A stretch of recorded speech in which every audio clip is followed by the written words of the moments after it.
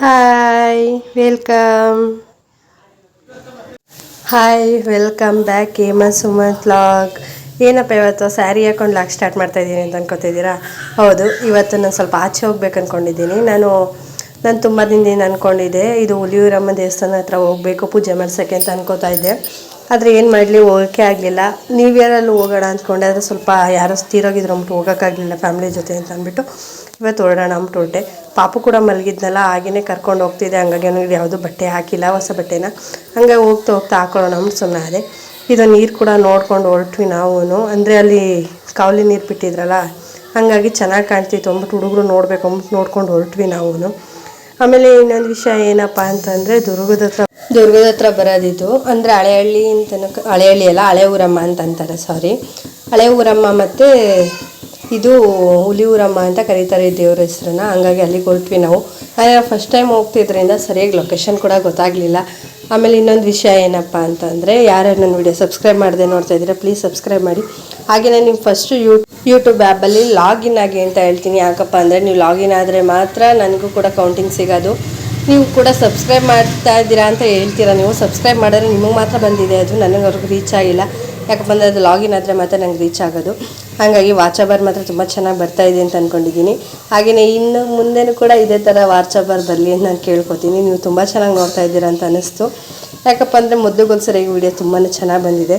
ಹಾಗಾಗಿ ಆಮೇಲೆ ಇನ್ನೊಂದು ವಿಷಯ ಏನಪ್ಪ ಅಂತಂದರೆ, ಮ್ಯಾಪ್ ನೋಡಿಕೊಂಡು ಏನಾದರೂ ಗಾಡಿ ಓಡಿಸ್ತೀನಿ ಅನ್ನೋರು ಪ್ಲೀಸ್ ಹುಷಾರಾಗಿ ಓಡಿಸಿ ಅಂತ ಹೇಳ್ತೀನಿ.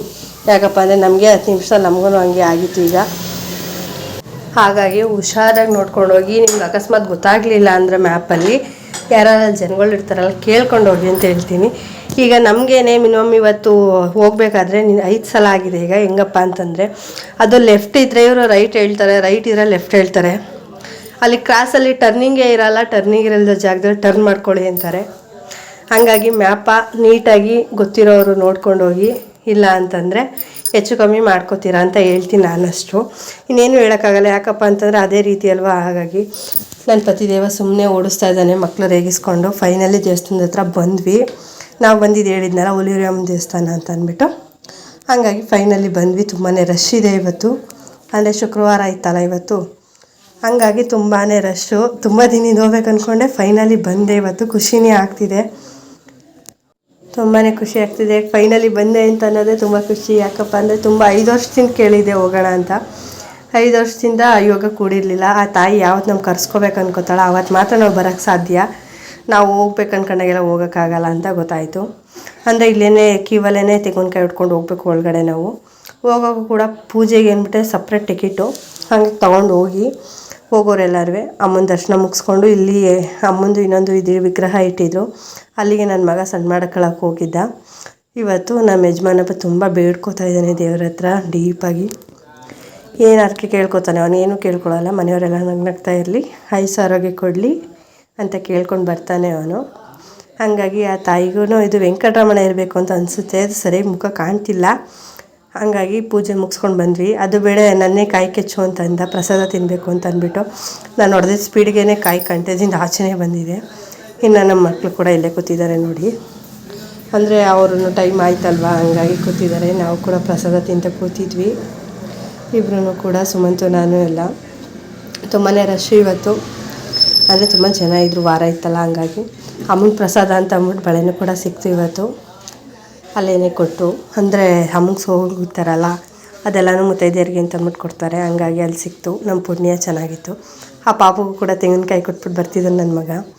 ಈಚೆ ಬಂದರೆ ಯಾರ್ಯಾರು ಕೋಳಿ ಕುಯ್ಬೇಕು ಅಂದ್ಕೊಂಡಿದ್ರೆ ಎಲ್ಲ ಕುಯ್ತಾ ಇದ್ದಾರೆ. ಈ ದೇವಸ್ಥಾನದಲ್ಲಿ ಮಾಂಸ ಜಾಸ್ತಿ, ಹಂಗಾಗಿ ಅಕ್ಕೆ ಇರೋರು ಅಕ್ಕೆ ತೀರಿಸ್ತಾರೆ. ಇನ್ನು ನಾವು ಅಲ್ಲಿ ಪೂಜೆ ಮುಗಿಸ್ಕೊಂಡು ಬಂದ್ವಿ. ಅಂದರೆ ಇವರು ಖಾರ ತಿನ್ನಬೇಕು ಅಂತ ಕೇಳ್ತಿದ್ರಲ್ಲ, ಅಂದ್ಬಿಟ್ಟು ತಗೊಳಕ್ಕೆ ಅಂದ್ಬಿಟ್ಟು ಕರ್ಕೊಂಡು ಬಂದು ಅಲ್ಲಿ ಇನ್ನೂ ದೇವಸ್ಥಾನ, ಇದು ಬೇರೆ ಬೇರೆ ದೇವಸ್ಥಾನ. ಸಿದ್ದೇಶ್ವರ ಸ್ವಾಮಿ, ಬಸವಪ್ಪ, ಅಂಕ ಚುಂಚನಗಿರಿದು ಕಾಲಭೈರವ ಸ್ವಾಮಿ ಎಲ್ಲ ಆಯಿತು. ಎಲ್ಲನೂ ದರ್ಶನ ಮುಗಿಸ್ಕೊಂಡು ದೇವಸ್ಥಾನದಲ್ಲ ಪ್ರಸಾದ ಕೂಡ ಸಿಕ್ತು. ನಮ್ಮ ಪುಣ್ಯ ಚೆನ್ನಾಗಿತ್ತು ಅನಿಸುತ್ತೆ, ಸಿಕ್ತು. ಹಂಗಾಗಿ ಇಬ್ಬರು ಎಲ್ಲ ಊಟ ತಿಂದ್ಕೊಂಡು, ಪಾಪು ತಿನ್ನಲಿಲ್ಲ, ಅವ್ನು ಸಾಕು ಅಂತ ಅಂದ್ಬಿಟ್ಟು ಕರ್ಕೊಂಡು ಬಂದೆ. ಅಲ್ಲಿ ಬಿಸಿಲಿದ್ದ ಕಾರಣ ನನ್ನ ಮಕ್ಕಳು ಇಲ್ಲೇ ನಿಂತ್ಕೊಂಡಿದ್ದಾರೆ. ಇನ್ನು ಹೊರಡಬೇಕು ನಾವು. ಅಂದರೆ ನನ್ನ ವೀಡಿಯೋನ ಯಾರ್ಯಾರು ಇಷ್ಟಪಟ್ಟು ನೋಡ್ತಾ ಇದ್ದೀರಾ ಎಲ್ರಿಗೂ ಥ್ಯಾಂಕ್ ಯು. ಹಾಗೆಯೇ ಸಬ್ಸ್ಕ್ರೈಬ್ ಮಾಡ್ತಾರೋ ಪ್ಲೀಸ್ ಸಬ್ಸ್ಕ್ರೈಬ್ ಮಾಡಿ ಅಂತ ಹೇಳ್ತಾ ನಾನು ಮನೆಗೆ ಹೊರಟೆ. ನಾವು ಅಲ್ಲಿ ಗಾಡಿ ನಿಲ್ಲಿಸ್ಬಿಟ್ಟು ಕಬ್ನಲ್ಲಿ ಕುಡಿಯೋಣ ಅಂದ್ಬಿಟ್ಟು ನಿಲ್ಲಿಸಿದ್ವಿ. ಅಲ್ಲಿ ನನ್ನ ಮಕ್ಳಿಗೆ ಇಷ್ಟ ಅಲ್ಲ, ಹಾಗಾಗಿ ಕಬ್ನಲ್ಲಿ ಕುಡಿತಾ ಇದ್ವಿ ಎಲ್ಲರೂ. ನಿಮಗೂ ಯಾರಿಗಾರಿಗೆ ಇಷ್ಟ ಹೇಳಿ. ನನಗಂತ ತುಂಬ ಇಷ್ಟ ಕಬ್ನಲ್ಲಿ ಕಂಡ್ರೆ. ನಾನು ಹೋದ ಕಡೆ ಎಲ್ಲ ಕುಡಿದೇ ಬಂದಿಲ್ಲ, ಹಂಗಾಗಿ ನನ್ನ ಮಗನ ಮೀಸೆ ಕೂಡ ಬಂದಿದೆ ನೋಡಿ, ಎಷ್ಟು ಚೆನ್ನಾಗಿದೆ ಮೀಸೆ ಅಂತ. ಅವ್ನ ಮೀಸೆ ನೋಡೋಕ್ಕೆ ಅವರಪ್ಪ ವಿಡಿಯೋ ಮಾಡ್ತಾಯಿದ್ರು ನೋಡಿ. ಏನು ಮೀಸೆ ಎಲ್ಲ ನೋಡಿಕೊಂಡು ನಾವು ಡ್ಯಾನ್ಸ್ ಮಾಡ್ತಾಯಿದ್ರು ಹುಡುಗರು, ನೋಡ್ತಾ ಇದ್ದೆ. ಅವನು ಆ ಪಿ ಬೇಡಪ್ಪ ಅಂತಲೂ ಕೇಳ್ತಾ ಇಲ್ಲ, ಅದು ಸ್ವಲ್ಪ ಸ್ಮೆಲ್ಲಿದೆ ಬೇಡ ಕಣೋ ಅಂದ್ರೂ ಮಕ್ಕಳಿಗೆ ಅದೇ ಆಸೆ. ನಾವು ಕೂಡ ಚಿಕ್ಕದಲ್ಲಿ ಹಾಗೆ ಮಾಡ್ತಾಯಿದ್ವಿ. ಇನ್ನು ನನ್ನ ವಿಡಿಯೋ ನೋಡಿದವ್ರಿಗೆಲ್ಲ thank you so much friends.